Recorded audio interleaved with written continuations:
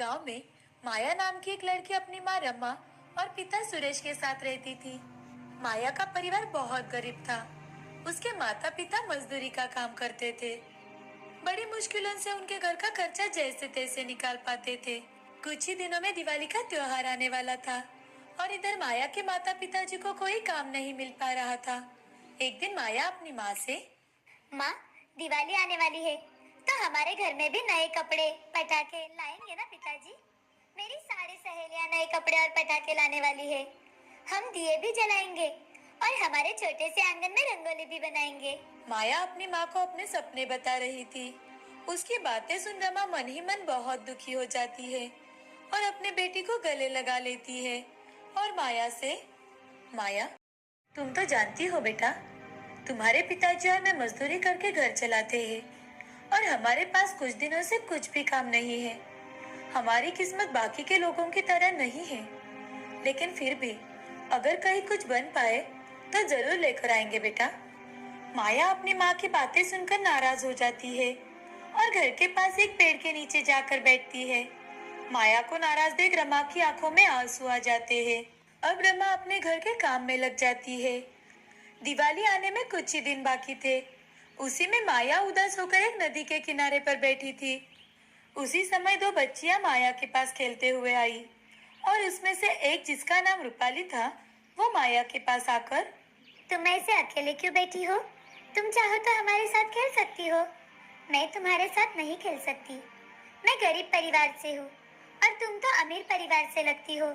तुम्हारे माँ पिताजी तुम्हें मेरे साथ खेलने पर डांटेंगे। क्या? वो हमें क्यों डांटेंगे? तुम गरीब हो इसलिए? ऐसा कुछ भी नहीं है। गरीब आदमी भी चाहे तो मेहनत करके पैसा कमाकर अमीर हो सकता है। रूपाली की बातें सुन माया उससे दोस्ती कर लेती है। खेल खेलने के बाद रूपाली माया को अपने घर दिवाली पर आने के लिए कहती है। यह बात सुनकर माया बहुत खुश हो जाती है और घर पहुंचते ही माया माँ को रूपाली के बारे में बताती है। माँ, मुझे रूपाली ने अपने घर दिवाली के लिए बुलाया है, तो मैं जा सकती हूँ ना? बेटा, हम गरीब लोग हैं। रूपाली के माँ पिताजी को तुम्हारा वहाँ जाना बिल्कुल पसंद नहीं आएगा।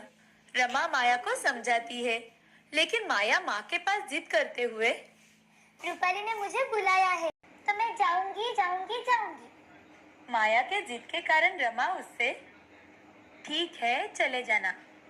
दिवाली के दिन माया अपनी पुरानी अच्छे से धोई हुई ड्रेस पहनकर रूपाली के घर पहुंचती है। रूपाली भी माया को देखकर बहुत खुश हो जाती है।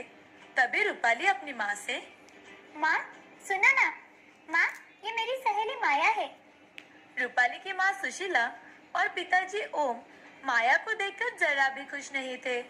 माया की गरीबी उसके कपड़ों में से झलक रही थी और रूपाली किसी भी गरीब घर के बच्चे से दोस्ती करे ये उन्हें बिल्कुल पसंद नहीं था। रूपाली के पिताजी रूपाली को एक साइड में लेकर जाते हैं और उससे, रूपाली, तुम्हें कितनी बार बताया है कि गरीब लोगों से दोस्ती मत करो। तुम इन गरीब लोगों को नहीं जानती बेटी। पहले अमीर लोगों से दोस्ती करते हैं और उसके बाद में उनके घर चोरी करते हैं। रूपाली और रूपाली के पिताजी की बातें बाहर खड़ी माया ने सुन ली। उसे बहुत बुरा लगा। उसे अपनी माँ की बातें याद आने लगी और वो रोते हुए वहाँ से बाहर निकल जाती है। दूर खड़ी रहकर आसमान में फूटते पटाखे देखने लगती है। इधर रूपाली भी ओम के सामने कुछ नहीं बोल पाती और बाहर आकर पटाखे फोड़ने लगती है। माया दूर खड़ी रहकर रूपाली को देख रही थी और तभी बाहर से एक रॉकेट आकर रूपाली के पीछे गिर जाता है। रूपाली उसके पास ही खड़ी थी। माया ने दौड़कर जाकर रूपाली को वहां से हटाया। रूपाली को वहां से हटाते ही जोर जोर से पटाखे फूटने की आवाज हुई। आवाज सुनकर सभी बाहर आ जाते हैं। पटाखे फूटने से माया के पैरों में और हाथों में चोट आई थी। ये देख रूपाली माया से कुछ बोलती, तभी रूपाली के पिता रूपाली से, रूपाली, मेरी बच्ची, तुम्हें कुछ हुआ तो नहीं ना? पिताजी, आज अगर माया ना होती तो मुझे जरूर कुछ न कुछ होता। उसी ने मेरी जान बचाई है। रूपाली के पिताजी माया की ओर देखते हैं और माया से, माया, मैंने तुम्हें इतना भला बुरा कहा, फिर भी तुमने रूपाली की जान बचाई है। रूपाली मेरी दोस्त है, उसे बचाना मेरा फर्ज है मालिक। तभी ओम की नजर माया के जख्मों पर जाती है। मालिक नहीं बेटी, चाचा जी। तुम्हें कितनी चोट आई है बेटी? चलो अंदर चलो, मैं अभी डॉक्टर को बुलाता हूँ। बेटी माया, मुझे माफ कर दो, मैंने तुम्हें गलत समझा। ओम को अपनी सोच और गलती का पछतावा होता है। अब रूपाली के माँ पिताजी मिलकर माया को बहुत सारी मिठाइयाँ और नए कपड़े दिलवाते हैं। माया उसे देखकर बहुत खुश हो जाती है और घर चली जाती है। घर जाकर देखती है तो उसकी माँ उदास बैठी कुछ सोच रही थी। तभी माया अपनी माँ के पास जाकर, माँ, पिताजी, देखो तो ओम चाचा जी ने हमें कितनी सारी मिठाइयाँ और नए कपड़े दिलवाए हैं। माया की माँ माया को खुश देखकर बहुत खुश हो जाती है, लेकिन माया के हाथ और पैरों में लगी पट्टी देखकर परेशान होकर उससे पूछती है, अरे बेटी, ये क्या हो गया तुम्हें?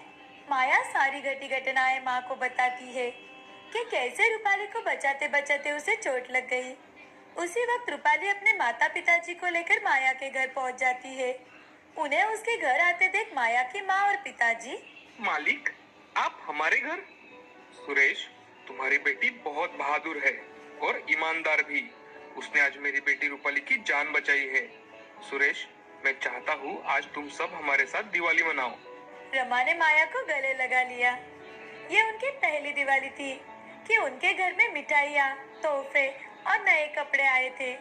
उन सब ने नए कपड़े पहनकर रूपाली के परिवार के साथ मिलकर दिवाली मनाई। ओम ने अब रमा और सुरेश को अपने फैक्ट्री में ही अच्छी तनख्वाह देकर काम भी दिया। इसीलिए अब सुरेश और रमा भी बहुत खुश थे। इस कहानी से हमें ये सीख मिलती है कि जिंदगी में अगर हम हमेशा ईमानदारी से काम करते रहे तो हमारी किस्मत हमें उसका फल आज नहीं तो कल जरूर दिलाती है।